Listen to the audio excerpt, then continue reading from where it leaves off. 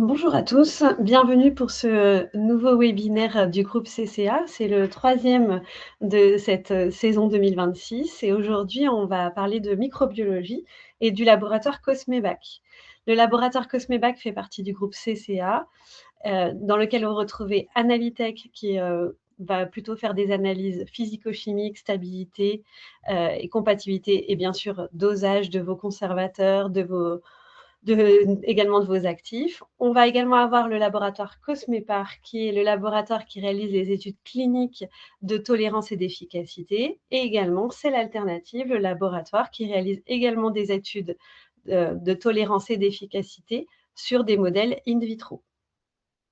Donc aujourd'hui, on parle microbiologie et Cosmevac, qui est en charge de tout ce qui va être test de contrôle qualité microbiologique dont on va parler aujourd'hui, mais également de tests en cours de développement sur la microbiologie. Aujourd'hui, Charles va nous parler de comment fiabiliser les analyses microbiologiques et notamment de validation méthode. Alors, Charles, validation méthode ou applicabilité méthode, déjà, de quoi on parle? Donc bonjour à tous, merci de nous avoir rejoints. Effectivement, on va parler d'applicabilité méthode ou validation méthode. En fait, c'est deux terminologies qui vont renvoyer à la même chose. Comment faire en sorte que votre recette de protocole d'analyse elle soit fiable et qu'on ne génère pas de faux négatifs, puisque là, le risque dont on va parler aujourd'hui, c'est les risques de faux négatifs sur vos analyses microbiologiques. Et pourquoi est-ce qu'on va parler d'applicabilité méthode aujourd'hui? Alors, on parle d'applicabilité méthode, ça c'est important de le rappeler, pour deux raisons. Un, parce que depuis des années, chez Cosmevac, on sait qu'on réalise des essais où des résultats vont être générés et sont des faux négatifs. Mhm. Et quitte à ce que vous fassiez appel à nos services ou à vos laboratoires internes, ben, il serait quand même pertinent que ces analyses vous servent à quelque chose et que vous n'ayez pas que des bonnes nouvelles qui parfois sont des fausses bonnes nouvelles. Donc, Mhm. rappelez la fiabilisation de l'information du test. Et le deuxième élément, c'est que les autorités se sont emparées de cette précision technique. Auparavant, c'était un élément sur lequel ils étaient moins précis, moins en attente. Et aujourd'hui, ça constitue un préalable au moment de leur inspection. On a beaucoup de témoignages, beaucoup de retours clients qui, suite aux dernières inspections, montrent à quel point les agents des fraudes, à juste titre, exigent de vous des éléments de preuve sur comment vous appliquez des méthodes fiables. Donc finalement, ce webinaire, il s'adresse à la fois aux fabricants qui vont avoir des laboratoires de microbiologie en interne ou qui sous-traitent leurs analyses, mais aussi aux sous-traitants qui fabriquent pour des marques et les marques elles-mêmes qui doivent discuter avec leurs sous-traitants et avoir un cadre clair pour pouvoir avoir des analyses fiables. Effectivement, hein, la complexité de ce sujet, c'est souvent qui va porter cet élément de preuve dans ce tissu de personnes intéressées qui est complexe, mais ça intéresse tout le monde. La marque, si elle a dans ses dossiers de l'eau des analyses qui ne sont pas fiables, elle va prendre des mauvaises décisions et elle va être face, le cas échéant, à s'exposer à un rappel produit un peu tardif. Donc aujourd'hui, en 30 minutes, Charles va nous balayer le cadre réglementaire et normatif autour de la validation méthode.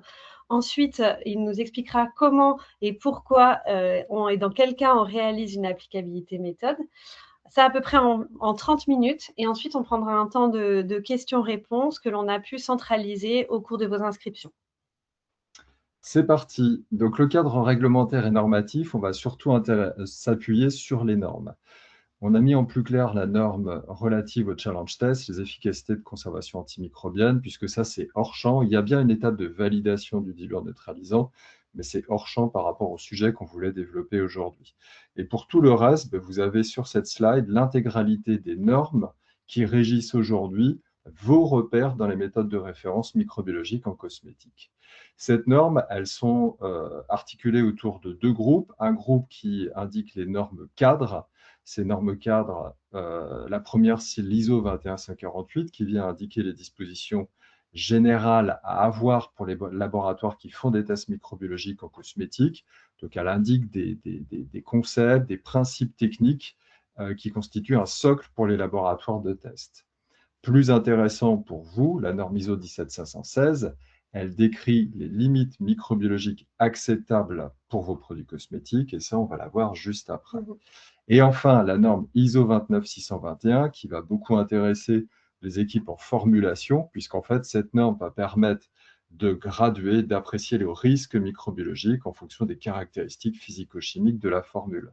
C'est dans cette norme qu'on va voir des valeurs limites de pH, des valeurs limites d'AW, les spécificités des cosmétiques monodoses ou encore ceux qui seraient dans des packs hermétiques avec un gaz propulseur. Bon, toutes ces notions.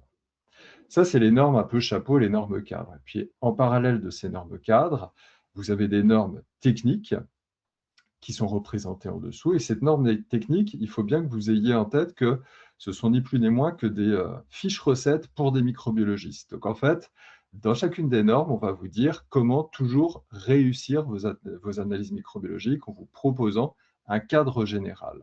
Et dans ces normes sont abordées les notions d'applicabilité. Focus sur la 17516, parce que là, on parle applicabilité, on parle fiabiliser l'information. Fiabiliser l'information, c'est pour la rapprocher à des prises de décision. Et vos prises de décision, vous les supportez avec des critères. Les critères aujourd'hui qui font consensus, ce sont ceux décrits dans cette norme internationale dédiée aux produits cosmétiques. Peut-être avez-vous des critères plus exigeants, mais à minima, il conviendra que vos critères s'appuient quand même sur cette norme, même si elle n'est pas un texte légal. C'est compliqué d'en dépasser ou de prendre une trajectoire différente de ce qui est indiqué là. Donc la norme 17516, elle définit un plan à deux classes. Vous avez des produits cosmétiques qui sont potentiellement plus sensibles que d'autres ou potentiellement plus dangereux que d'autres. Donc une attention particulière doit être portée pour des produits à destination des enfants de moins de 3 ans, pour des produits d'application zone oculaire, périoculaire, et pour des produits qui viendraient être appliqués sur les muqueuses. Donc attention, des critères plus exigeants pour cela. Et la deuxième classe, c'est tous les autres produits cosmétiques. Ce n'est pas très compliqué. Dans les deux cas, vous constatez qu'on doit justifier d'une absence de germes pathogènes. 3 bactéries sont répertoriées comme pathogènes. Je ne vous les recite pas, vous les connaissez, elles sont notées ici. Et une levure est également citée comme agent pathogène. Et vous devez justifier d'absence dans 1 gramme ou 1 millilitre. Sur l'aspect quantitatif des bactéries plus les levures plus les moisissures, ce n'est pas un critère de bactéries, un critère de levure, un critère de moisissure, c'est un critère cumulé de ces 3 types de micro-organismes. Pour les produits sensibles, vous devez être inférieur à 100 UFC par gramme, et pour les produits autres, vous devez être inférieur à moins 2000. Donc, l'applicabilité méthode, la fiabilisation de vos analyses, c'est que lorsque vous aurez à prendre des décisions pour justifier la conformité à ces critères, il faut que vous puissiez vous appuyer sur des données fiables. Alors, quelles sont les stratégies aujourd'hui pour pouvoir répondre à cette norme? On a vu les normes techniques auparavant. Ces normes techniques, on va pouvoir les articuler différemment en fonction de votre stratégie de test. Donc, ces normes techniques, ce sont des outils. Vous allez combiner l'utilisation des outils pour arriver à vos fins. On a donc fait apparaître un code couleur pour que vous compreniez comment cette articulation va vous permettre de prendre des décisions. En appliquant une combinaison qui est norme 21149, dénombrement des détections des bactéries aérobies mésophiles, vous répondrez aux critères quantitatifs. La 16212, qui est en bleu, va vous permettre de répondre aux critères quantitatifs des levures et moisissures. Mais ces deux normes ne vous permettront pas de justifier de l'absence des pathogènes. Donc, vous allez devoir le combiner avec des normes techniques d'enrichissement qui sont représentées en jaune, 4 normes pour chacun des 4 agents pathogènes. Ça, c'est une première stratégie. Et après, il y a une deuxième stratégie qui cohabite aujourd'hui dans vos habitudes. Ça va être d'utiliser la norme ISO 18415, qui est la norme de détection des germes spécifiés et non spécifiés. Elle va vous permettre de répondre à un élément d'absence des pathogènes avec l'enrichissement, mais aussi à un élément potentiellement d'absence des bactéries aérobies mésophiles. Et par contre, il faudra la combiner à la 21149 et à la 16212, le cas échéant, pour dénombrer les bactéries aérobies mésophiles, mais aussi les levures et moisissures dans le cas de positivité. Alors, prenons un exemple pour bien comprendre, s'il vous plaît, que ça soit bien clair pour tout le monde. Donc, si on met ces normes en situation avec un produit d'application contour de l'œil, donc on est sur un produit dit classe 1 ou sensible, vous devez justifier d'un critère quantitatif inférieur à 100 en bactéries plus levure plus moisissure, et vous devez justifier de l'absence des cas de pathogènes. À gauche, la stratégie 1, avec la 21149, vous dénombrez les bactéries, il y en a 90. Avec la norme 16212, vous dénombrez les levures moisissures, il y en a moins de 10. Donc, vous répondez aux critères quanti. Et puis, en appliquant les 4 normes des 4 pathogènes, vous êtes en absence, vous avez couvert toutes les obligations de la 17516. Ok. Avec la stratégie 2, avec la 18415, on va être là en l'occurrence, on a une présence de flore aérobie mésophiles. On ne sait pas si c'est un spécifié ou un non spécifié. Ça, c'est un test qui prend 3 jours. Ok. Et lorsque vous avez une présence, ben, vous ne savez pas si vous êtes supérieur à 100 ou pas. Donc, il va falloir aussi dénombrer. Donc, on va dénombrer les levures et moisissures. On a dit qu'on était inférieur à 10. Ça marche. Mais on ne sait pas combien il y a de bactéries. Donc là, on repart en test avec une séquence complémentaire avec la 21149. On retrouve nos 90 UFC par gramme. Et on nomme toujours le polluant quand il y a une présence. Ça, c'est une particularité de la 18415. On nomme toujours pour savoir si c'est un spécifié ou si c'est un non spécifié. Ici, c'est un Staphylococcus saprophyticus. Et Mélanie, vous le savez, c'est un non spécifié. Ah, bah ouais. Donc, c'est un non spécifié. Alors, ce matin, dans la salle de bain, j'ai mis beaucoup de produits cosmétiques. J'en ai utilisé beaucoup, mais tous très différents, entre un gel douche et un produit de maquillage. Et là, ce que vous voulez présenter, on peut vraiment utiliser ces mêmes normes sur tous ces produits-là. Alors, en tout cas, c'est l'idée et c'est l'ambition des normes. Les normes sont des fiches recettes qui vous disent comment analyser. Donc là, on a un rouge à lèvres, on a un vernis à ongles, on a un parfum, on a un stick roll-on, on a un produit moussant, on a une crème blanche, on a un cushion ou un fond de teint. Bon, on a beaucoup de produits cosmétiques. Et l'ambition de ces normes, c'est de dire, si tu appliques ta fiche recette dès lors que c'est un cosmétique, ça va marcher. Ben, vous savez quoi? Ça ne marche pas du tout. Donc, dans certains cas, ça va fonctionner parce que les dispositions générales vont s'appliquer. Mais effectivement, dans certains cas, ce stick roll-on, s'il a encore des sels d'aluminium, on en voit de moins en moins. Mais s'il a des sels d'aluminium, peut-être des choses qui vont se passer. Ce produit en crème, c'est peut-être un produit qui aurait un SPF avec des facteurs de protection solaire. Là aussi, il y a des choses qui vont pouvoir se passer. Donc, ces fiches recettes, il va falloir dans certains cas les adapter. Et c'est ce qu'on va voir juste après, me semble-t-il. Me semble-t-il. C'est bon. Alors, est-ce que vous pouvez nous rappeler un petit peu comment ça se passe, un dénombrement? Comment ça va se passer quand on va être au laboratoire? Alors, le principe des normes isocosmétiques, ce n'est pas très moderne puisqu'on s'applique sur des principes dits pasteuriens. Et sans connaître précisément la date de naissance de Pasteur, j'ai quand même à l'esprit que c'est sans doute pas très moderne. Néanmoins, le principe pasteurien, c'est un concept simple. Vous avez une boîte stérile, vous mettez une gelée nutritive, la gélose, et vous attendez que ça pousse pour révéler la présence des micro-organismes. Plus précisément, ici, on vous a indiqué une frise de temps qui va vous permettre de comprendre ce qu'est le principe d'une UFC, que vous voyez sur le bulletin d'analyse, ou d'une unité formant colonie. À l'étape initiale, au T0, c'est la boîte tout à gauche. Vous voyez que sur cette boîte, il y a 3 micro-organismes. On a mis en analyse un produit et on a mis sur la boîte l'équivalent de 3 micro-organismes. Ces micro-organismes, si ce sont des bactéries, ils font de l'ordre de 0,1 micromètre de diamètre. L'œil humain, quelle que soit son acuité, ne permet pas de voir des particules de 0,1 micromètre de diamètre. Donc, le concept simple, c'est se dire, on va laisser le temps.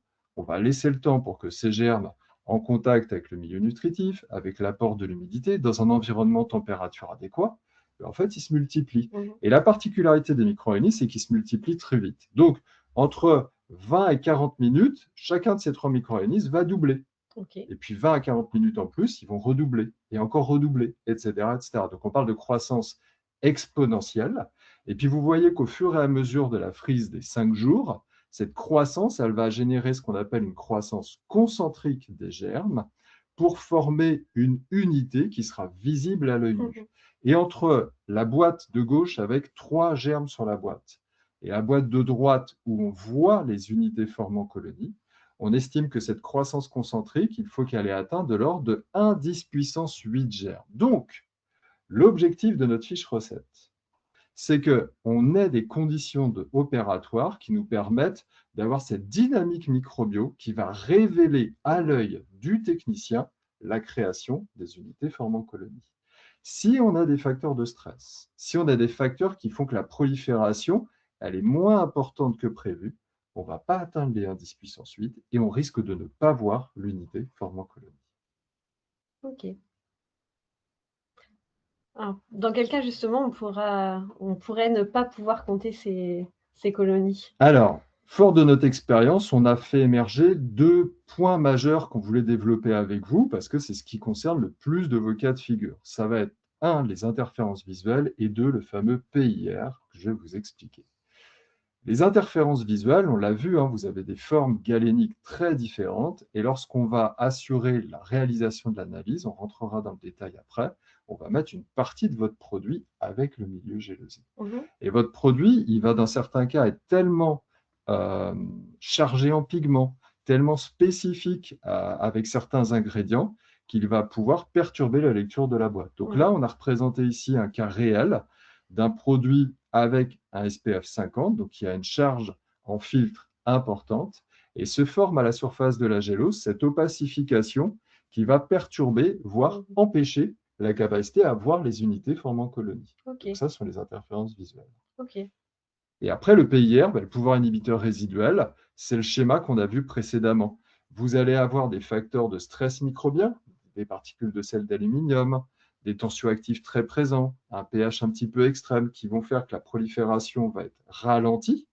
Et donc, vous allez avoir une gélose translucide. Et là, sur la gélose, sans être microbiologiste, vous allez dire, je vois rien. Effectivement, il n'y a rien. Il n'y a rien, alors qu'il y a des micro-organismes, on n'a pas laissé, on n'a pas trouvé la solution pour qu'ils s'expriment pleinement. Mmh. Donc, ce qui est important dans tout ça, c'est d'adapter la fiche recette. Et d'adapter la fiche recette, c'est souvent une étape importante en lien avec la phase de dilution et la neutralisation de votre système conservateur. Donc, on va le voir immédiatement après, dans vos protocoles, on va diluer votre échantillon. L'analyse se fait jamais sur le produit pur.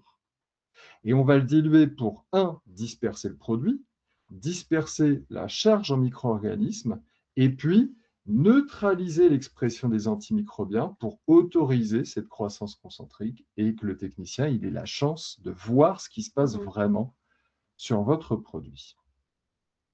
Et ces conditions techniques, elles vont renvoyer au final aux conditions qui permettent de justifier que votre méthode, elle est applicable, elle est valide.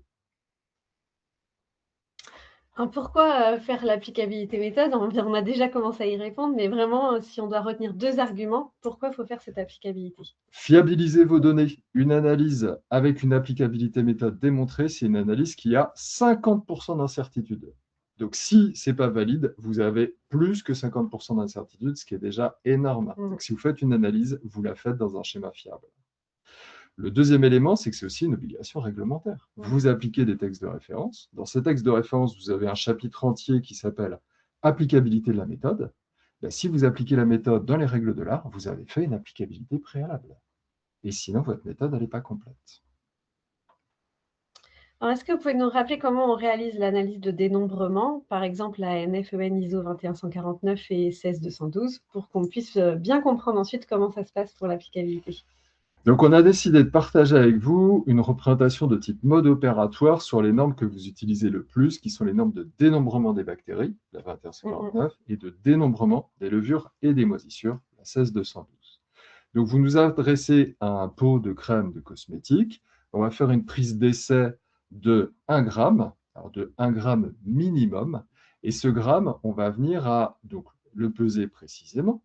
Et puis, on va y ajouter le diluant neutralisant. Pour ça, on est aidé par des automates qui génèrent automatiquement le facteur de dilution sur la base de la prise d'essai réelle. Une fois qu'on a ce mix diluant plus produit, on va assurer un vortexage pour assurer une bonne dispersion de l'échantillon. Et par défaut, la dilution qu'on opère, c'est une dilution au dixième. Une fois qu'on a cette bonne dispersion, on va déclencher un chronomètre pour rentrer dans la phase de neutralisation. L'objectif, casser l'expression du pouvoir antimicrobien de votre formule pour qu'au moment de l'analyse, on voit réellement ce qui se passe. Et cette neutralisation, chez Cosmebac, le standard, c'est 30 minutes, plus ou moins 15 minutes. OK. Ça n'est pas défini dans les normes. On le OK. verra tout à l'heure. Donc, une fois qu'on a ce mix produit diluant neutralisant avec ce temps d'attente, on va pouvoir opérer une mise en culture. C'est l'ensemencement dans les boîtes.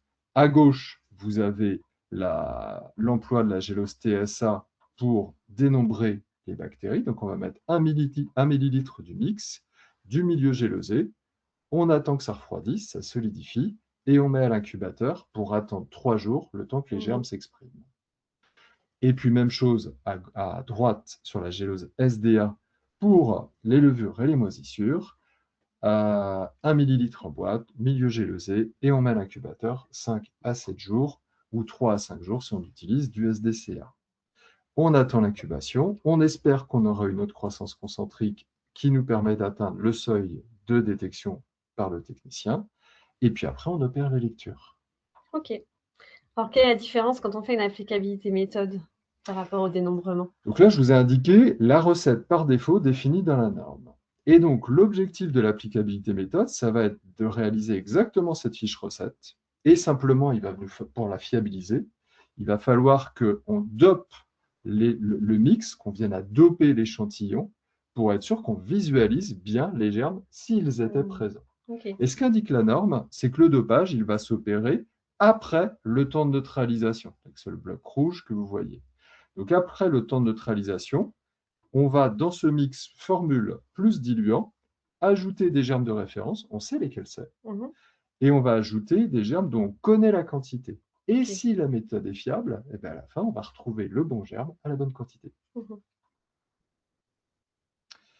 Donc retour sur les cas qu'on a pu voir précédemment, les notions d'interférence et les notions de PIR, vous allez voir.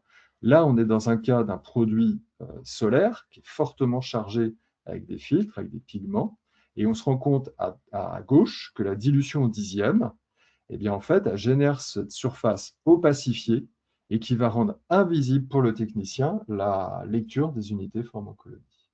Alors que ce même produit, lorsqu'on l'a traité avec un facteur de dilution au centième, donc on l'a dispersé 10 fois plus, eh bien en fait, on est venu à stopper la perturbation visuelle, on n'a pas du tout de film opacifiant, et on voit bien nos unités pharmacologiques qu'on est venu à intégrer volontairement. Donc là, on voit que la méthode, elle n'était pas fiable au dixième, mais elle passe au centième. Okay. Et idem sur le pouvoir inhibiteur résiduel. Là, il n'y a pas de perturbation de lecture, il y a juste des germes qui n'auront pas assez proliféré, donc quand on regarde la gélose même de près, on ne les voit pas.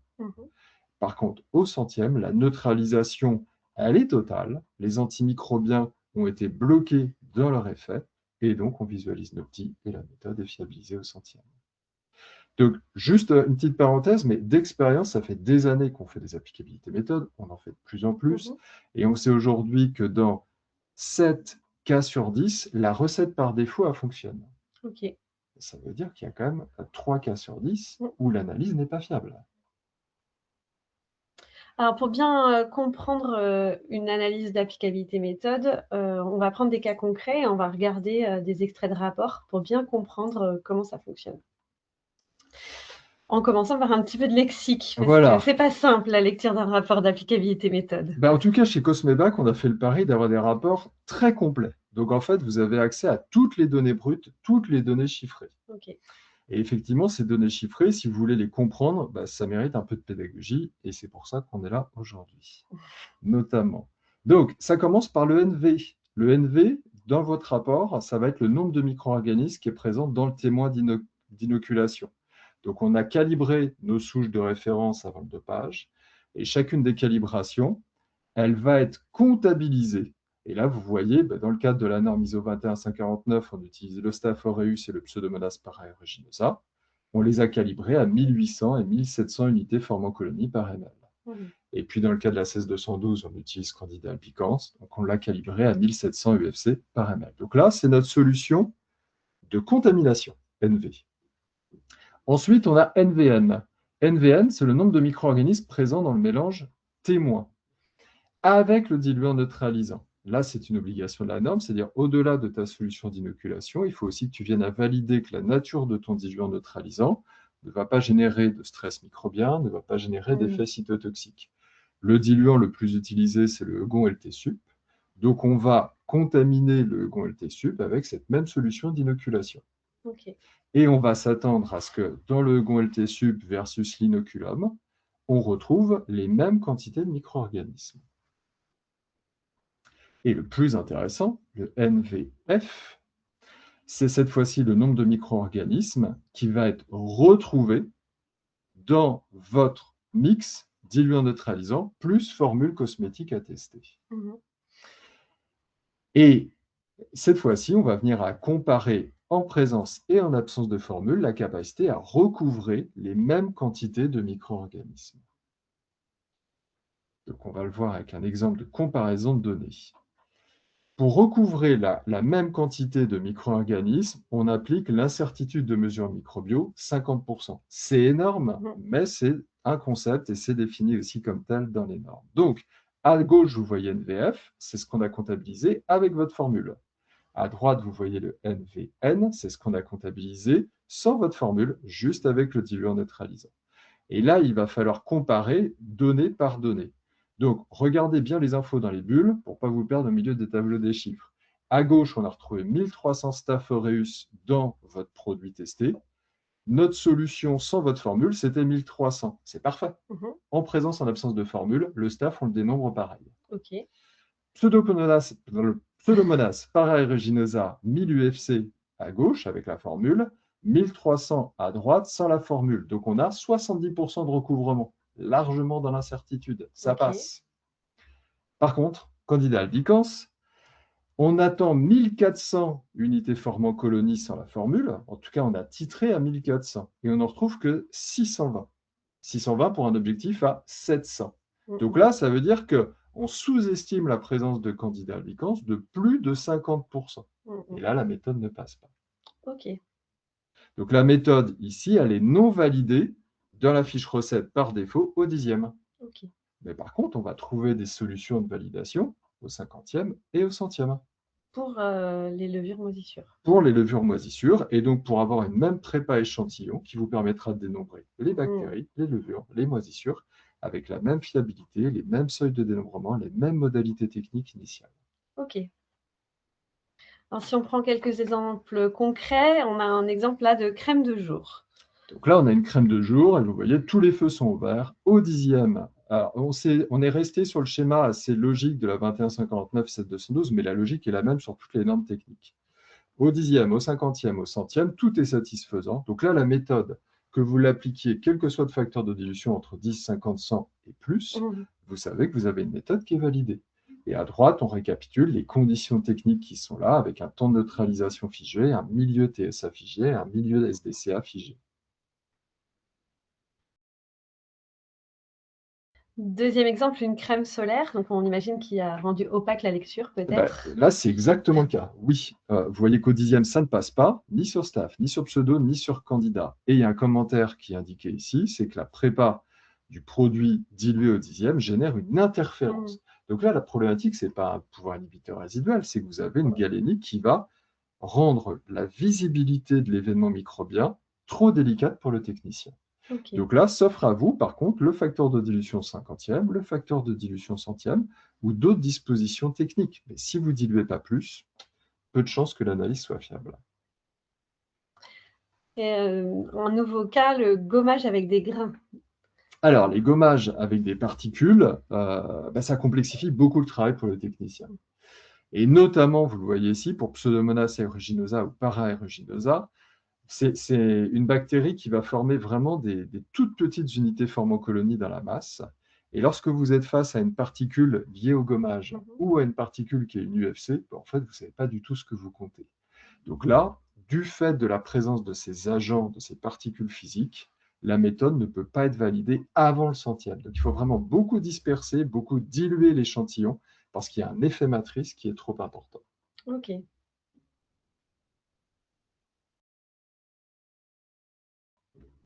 Alors, on ne peut pas voir tous les cas possibles, mais est-ce qu'il y a d'autres variables qui sont à prendre en compte dans une applicabilité méthode? Alors, on a fait le pari de regarder les éléments les plus probants. On a parlé beaucoup du diluant neutralisant. Vous pouvez diluer plus, vous pouvez changer de diluant neutralisant. Il y en a un certain nombre qui sont répertoriés dans les normes. On en a cité un autre ici, le TCS Capital 4.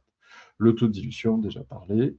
Temps de neutralisation, hyper important. Peut-être qu'en 30 minutes, vous n'arriverez pas à neutraliser, mais peut-être qu'en attendant 2 heures, vous neutraliserez mieux. Okay. Donc, si vous êtes en labo interne, ça peut se tester. Si vous passez par un prestataire de service et qui doit faire des neutralisations différenciées suivant les clients, c'est délicat. Ça se fait, on le fait, mais c'est délicat. Les modalités d'ensemencement, là, on a parlé d'une mise en culture en inclusion, mais dans certains cas, on peut aussi travailler en surface et ça va offrir d'autres paramètres culturaux. La nature des milieux gélosés, certains sont cités dans la norme, mais ils ne sont pas exhaustifs. On peut tester d'autres milieux nutritifs qui vont mieux révéler les flores microbiennes. Les temps et les températures d'incubation, hyper important. Plus on va incuber longtemps, plus on va être fiable. Donc, dans certains cas, le fait de rallonger le temps d'incubation peut offrir des perspectives intéressantes. Et puis, ce point est important, on l'a mis en gras aussi, parce que ça, on n'en a pas parlé. Il y a aussi toute la phase préparatoire de l'échantillon. Aujourd'hui, on analyse pas mal de matières premières qui peuvent avoir des pouvoirs de gélification assez importants. Ben, vous vous doutez bien qu'un produit, avant même qu'il offre une perturbation visuelle ou qu'il y ait un PIR, si on n'arrive pas à le solubiliser parce qu'instantanément il gélifie, dans la boîte, ça ne va pas être possible. Donc ça, c'est un critère qui est pris en compte. Et autre élément aussi, la solubilisation et le possible emploi de Twin, notamment sur les corps gras ou sur les émulsions phase inverse. C'est un agent qui est indispensable pour solubiliser l'échantillon à la préparation. Donc, ce sont des détails techniques, mais que vous trouverez dans vos rapports et qui seront pris en compte évidemment au moment de l'analyse. Donc, en conclusion, la norme, c'est une recette. C'est une base technique réalisable qui décrit bien les choses. Mais en l'état, elle n'est pas nécessairement fiable. D'expérience, dans 30% des cas, elle n'est pas suffisamment fiable. Et l'applicabilité méthode vous permet de fiabiliser. Ok. On va donc passer aux questions-réponses. On a recensé les questions que vous avez pu nous envoyer lors de votre inscription, mais également quelques questions que l'on retrouve souvent lorsqu'on discute de ce sujet avec nos clients. La première question, c'est quelle souche doit-on tester en applicabilité méthode? Ben déjà, celles qui sont décrites dans les textes de référence. Le bloc d'applicabilité est décrit dans les normes, donc à minima, appliquez la norme. Donc, exemple simple, on l'a vu tout à l'heure, ISO 21149, ISO 16212, bactéries, levures, moisissures, vous avez 3 germes obligatoires. Okay. Le Staph aureus, le Pseudo-aeruginosa ou Para-aeruginosa et le Candida albicans. 3 minimum. Après, on peut se dire, attends, j'ai pas mon Escherichia coli. Effectivement, certains d'entre vous ont fait le pari aujourd'hui d'intégrer systématiquement Escherichia coli. Et en parallèle de cela, on peut regarder les obligations sur les pathos. Et sur les pathos, c'est normal que chacune des normes cherche son pathogène. Donc là, les 4 pathogènes sont traités. Dans la 18415, on va retrouver notre même bloc, donc détection des spécifiés et des non spécifiés. On couvre les bactéries avec Staph pseudo et on couvre les levures avec Candida albicans. Et, chose importante, quelle souche on peut tester en plus? Est-ce qu'il faut tester en plus? Donc, c'est une ouverture proposée dans les normes, mais d'expérience, on voit aujourd'hui que certains d'entre vous viennent à gonfler leur étape d'applicabilité avec des germes qui vont être soit des événements liés à des fragilités formules, soit des événements dire j'ai quand même des warnings industriels où cette flore, je sais qu'elle peut résonner de temps en temps, je veux une méthode qui me permet de l'avoir. Donc sur le premier cas, des warning formules, ça va être des gluconastobactères liquéfaciens, ce qui pose pas mal de problèmes sur certains châssis formules. Les lactobacillus, vous faites appel à des matières premières qui peuvent être un peu sensibles à des lactos. Les méthodes normées ne permettent pas du tout de voir les lactobacillus. Donc vous allez avoir que des faux négatifs. Ou au bout de 3 mois, vous aurez un positif, mais parce que vous êtes à 6 millions de germes par gramme. Donc forcément, il y a un moment, on les voit. Et puis après, sur des problématiques industrielles, oui, on voit de plus en plus la mise en œuvre des BCC, Burkholderia cynocepacia ou Cepacia complexe, et les pluralibactères gergoviers aussi, qui constituent encore des problématiques quasiment permanentes d'outils industriels, en tout cas à l'échelle de la profession. Et quand est-ce qu'on doit faire l'applicabilité méthode? Est-ce que c'est à chaque fois qu'on va contrôler? Ça paraît impossible. Alors, l'applicabilité méthode, elle est à réaliser pour fiabiliser le contrôle qualité. Donc, c'est une donnée d'entrée du contrôle qualité. Mais ce n'est pas lorsque le contrôle qualité reçoit son lot industriel qu'il va faire l'applicabilité méthode. Donc, la recette qu'on voit aujourd'hui performante sur le marché, c'est lorsque le développement intègre l'applicabilité méthode dans son cycle de développement formule. Pour être clair, j'ai mon challenge test qui passe, je sais que ma formule, elle va arriver sur le marché, je ne sais pas quand exactement, mais je lance mon applicabilité méthode, j'ai mon dossier d'appli, et je sais que je peux le transférer au contrôle qualité, comme ça, sur son premier lot Indus, son dossier est complet et il prendra des décisions fiables, et encore plus sur une nouvelle formule. Mon applicabilité méthode ne passe à aucune dilution. Qu'est-ce que je peux faire? Alors, c'est peut-être pas qu'une mauvaise donnée, c'est peut-être pas qu'une mauvaise information. Si votre produit ne passe pas jusqu'au centième, dans certains cas, c'est parce que votre produit, il exprime une hyper-agressivité face aux micro-organismes.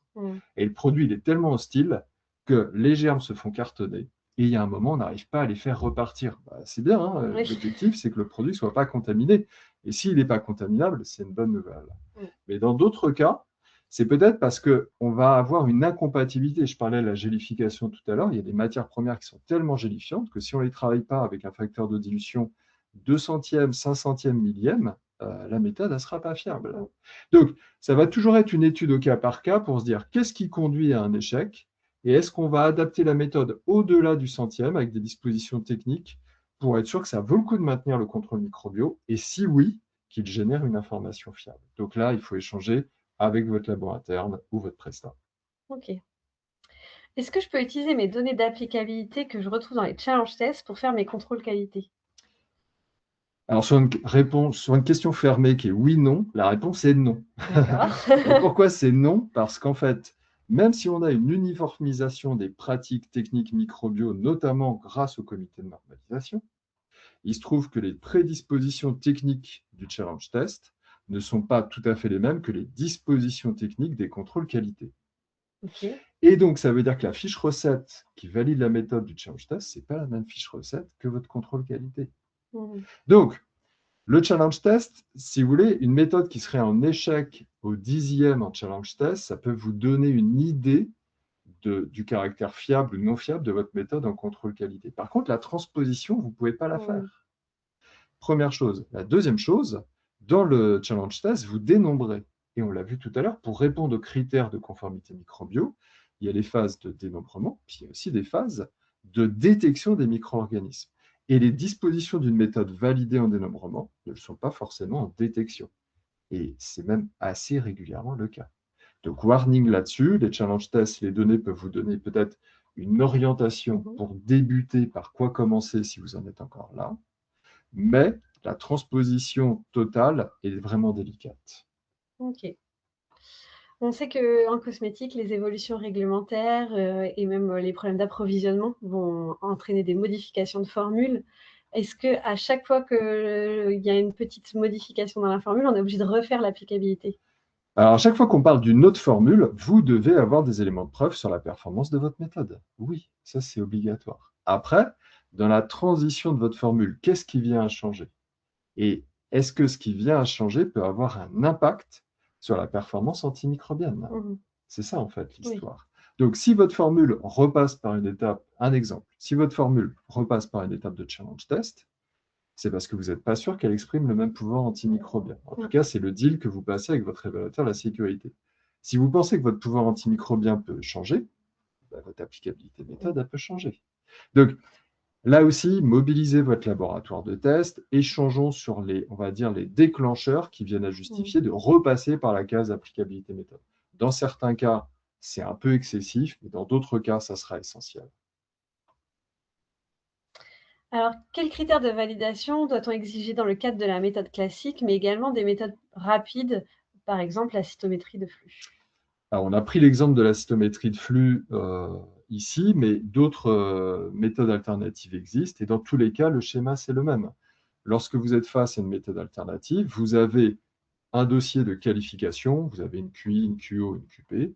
Mais au-delà de cette performance équipement, vous devez justifier que votre fiche recette de la méthode alternative, elle est fiable. Mhm. Ça sera ni plus fiable, ni moins fiable que la méthode de Ok. référence. Donc, étape 1, vu que vous n'allez pas prendre des décisions libératoires que sur votre méthode alternative et que vous devez démontrer la performance de votre méthode alternative par rapport à une méthode de référence, étape 1, faites une applicabilité méthode sur les méthodes de référence, les textes normés. Et après, ou en parallèle, mais pas avant, avant ça ne sert à rien, Ok. vous faites une applicabilité méthode, donc vous vous mettez dans le même schéma de dopage, et cette fois-ci, au lieu de router votre échantillon sur les boîtes de pétri, ben vous allez router votre prépa échantillon sur votre méthode alternative. Mhm. Mais le concept intellectuel est exactement le même, et rapprochez-le d'une méthode de référence valide. Ok.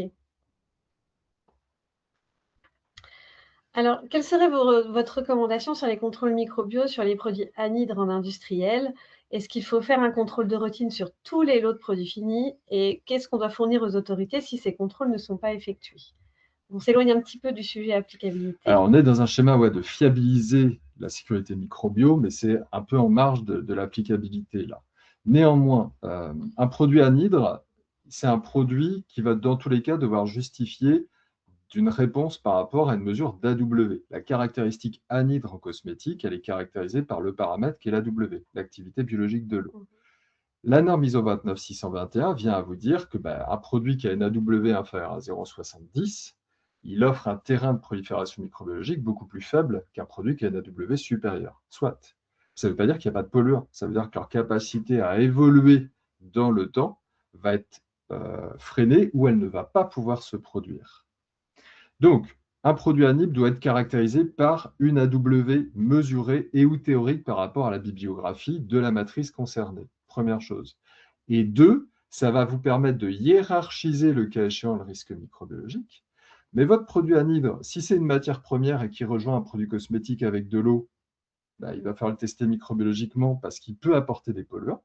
Et si c'est un produit fini, peut-être qu'on peut adapter les dispositions de contrôle microbiologique dans la nature, dans la fréquence, aussi prendre en compte le sourcing. Est-ce que je suis sur un sourcing bio, naturel? Est-ce que c'est un corps gras de synthèse? Donc voilà, là, il peut y avoir une étude de risque qui va venir un peu à caractériser où on met le curseur sur les dispositions de contrôle libératoire, mais uniquement dans un schéma produit fini.